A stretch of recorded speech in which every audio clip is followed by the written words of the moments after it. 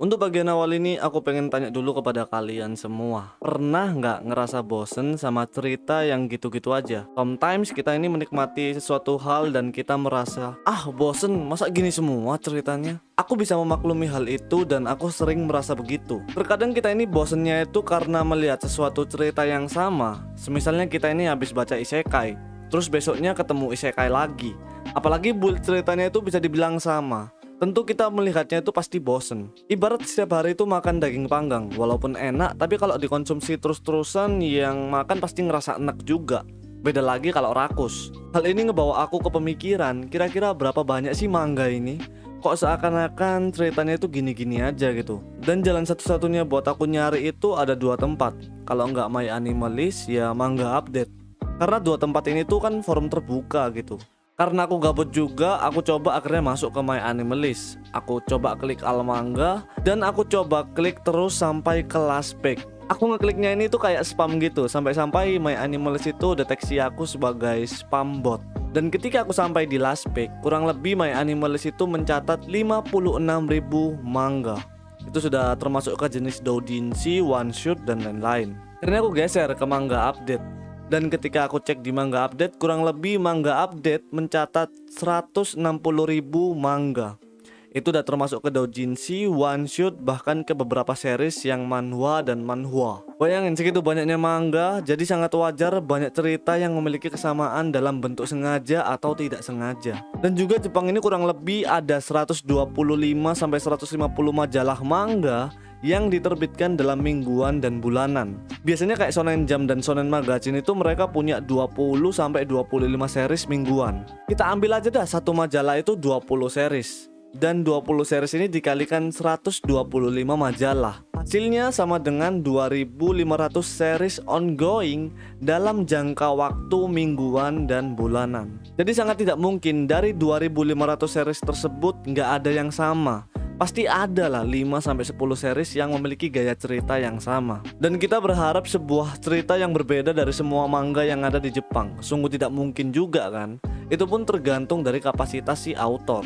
Dan juga aku bisa simpulin sedikit kenapa cerita manga ini jarang keluar zona nyaman. Walaupun nggak semua ya. Semua itu terjadi karena bisnis. Kalian mau bilang author bikin komik karena hobi? Ya enggak lah, pasti duit lah. Kalau hobi doang mah ngapain dimasukin publisher, post aja di Instagram. Itu alasan kenapa manga ini dimasukkan sebagai budaya pokok orang Jepang. Karena di tahun 2020 penjualan manga di Jepang itu mencapai 600 miliar yen Jepang. Itu belum termasuk kayak lisensi, aplikasi berbayar, iklan, sponsor, kolaborasi dan lain-lain. Dan bisa aja di 2021 ini bisa naik lebih jauh lagi. Kembali ke awal, di pasar yang besar dan luas ini sangat sulit bagi autor untuk menerapkan sebuah ide berbeda untuk cerita mangganya. Siapapun autornya, mereka ini bisa mencoba untuk sebuah konsep cerita baru. Tapi pertanyaannya, apakah hal itu menjanjikan? Tentu tidak. Makanya kebanyakan autor, apalagi yang masih rookie atau autor pemula, mereka ini kebanyakan bermain dalam mode standar dan melihat pasar yang lagi ramai. Karena keinginan pasar di tema cerita isekai itu besar, ya autor akan masuk ke kolam tersebut untuk bertahan sebagai mangaka.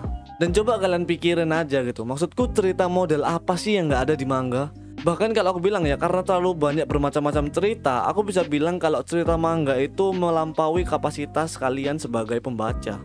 Loh tapi bang, gak semua autor mikirin bisnis, mereka kadang mikirin esensi dan seni juga yang mereka buat. Iya aku setuju, tapi tetap aja autor itu bekerja di perusahaan. Tidak mungkin dong perusahaan tidak main bisnis. Makanya kalau di Shonen Jump yang dilihat itu bukan ceritanya seperti apa, tapi seterkenal apa seriesmu dan berapa banyak penjualan manggamu. Kalau enggak ya dikapak. Oke, sekarang kita bicarakan yang kedua. Dari semua hal tadi kita bisa melihat jika semua tema dan cerita bergantung juga dengan pasarnya. Tapi apakah semuanya begitu? Tentu saja tidak. Aku sering banget ya ngelihat orang itu bosen akan suatu series dengan argumen ceritanya itu klise. Jadi bagi menjadi dua hal. Cerita klise itu emang ada, tapi bukan berarti ketika kalian baca manga terus bosen, itu berarti ceritanya klise, bukan kayak gitu. Contoh, aku pernah nemuin orang berkata, ah shonen itu klise, kayaknya gitu-gitu aja. Aku dalam hati, ah seriously? Jangan karena tidak suka shonen terus mencap semua shonen itu klise. Dari semua demografi, Shonen itu demografi cerita paling bervarian dan paling ciri khas dengan gayanya yang paling unik. Ini shonen sebagai contoh aja ya. Kita bisa lihat Tokyo Revenger.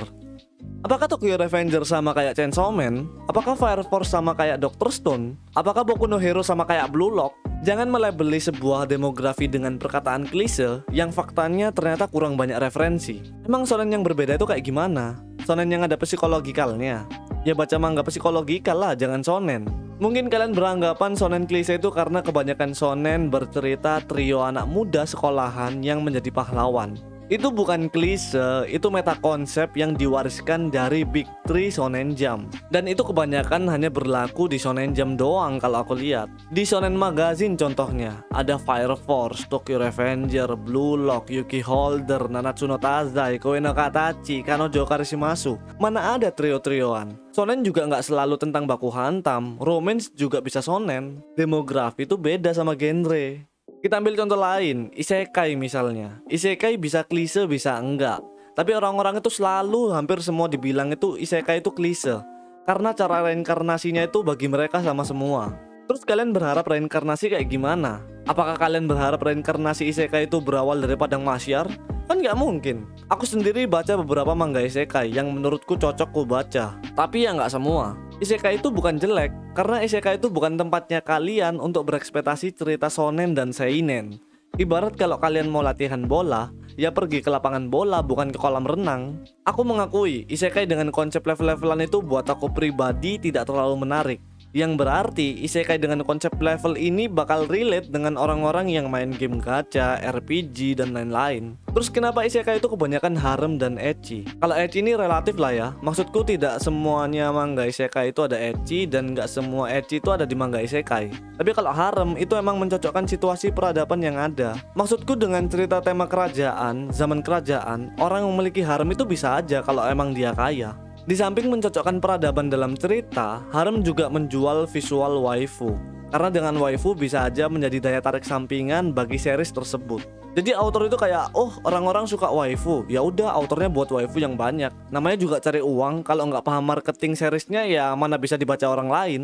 Jadi simpelnya ini cuma masalah tempat kalian berpijak. Kalau kalian nggak relate dengan cerita penuh darah, ya jangan baca manga dark fantasi atau gore. Kalau kalian tidak relate dengan cerita cinta, ya jangan baca romance. Aku sendiri mencoba menikmati segala genre dan bermacam-macam tema cerita. Dan akhirnya aku bisa ngelihat kenapa orang itu suka shonen, kenapa orang itu suka ecchi, dan kenapa orang itu suka cerita dark.